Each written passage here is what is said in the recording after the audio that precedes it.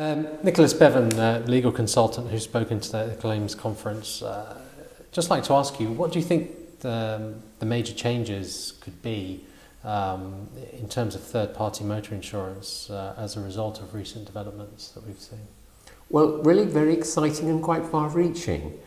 In terms of the law effective, we're talking about a revision of Part 6 of the Road Traffic Act, which imposes the duty to insure and defines the scope and nature of the insurance requirement. At the moment, millions of motor insurance policies do not comply with the more generous level of cover required under European law. So that's one aspect.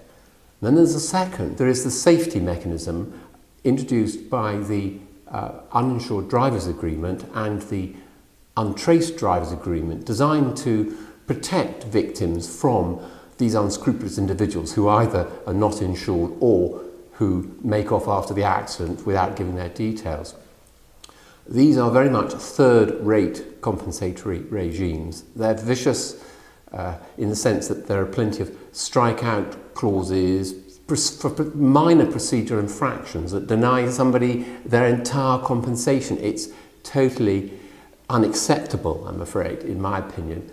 And what we're going to see as a result of a case this week on the 9th of March from the Court of Appeal in Delaney is that actually a lot of these exclusions are unlawful because they conflict with the more generous protection conferred under European law. This is all very sensible. We need this because remember, the whole point of the third-party motor insurance requirement is there. It's there to protect victims. It's not about the relationship of the policyholder and the insurer.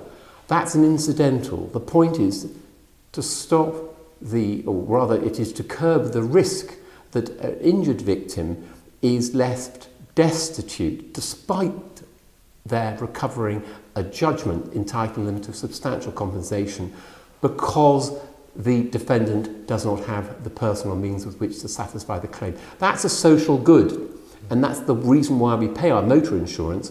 What we're doing is we're mutualising the personal risk of this hazard of motor vehicle use, and we're basically we pay motor insurance premiums to ensure that we are compensated. And what we're going to see is a result of two cases, one from Europe, the case of Damijan Vnuk, which was delivered in September last year, and the Court of Appeal decision in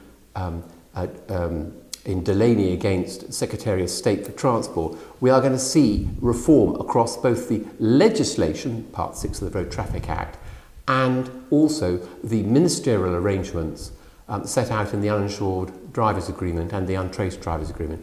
And it will be to the general benefit of the public.